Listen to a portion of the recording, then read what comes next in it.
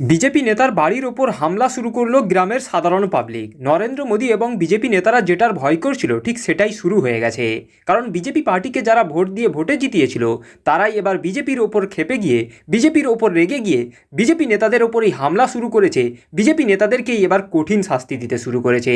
আর তাতেই নরেন্দ্র মোদী এবং বিজেপি পার্টির বিরাট বড় সর্বনাশ হয়ে গেছে। তো চলুন এই ভিডিওটি ধৈর্য ধরে শেষ পর্যন্ত দেখুন। যেই গ্রামের সাধারণ পাবলিকরা বিজেপিকে ভোট দিয়ে জিতিয়েছিল তারাই এবার বিজেপিকে কত বড় শাস্তি দিচ্ছে, বিজেপি নেতার বাড়ির ওপর কিভাবে হামলা করছে, এই ভিডিওটি ধৈর্য ধরে শেষ পর্যন্ত দেখতে থাকুন।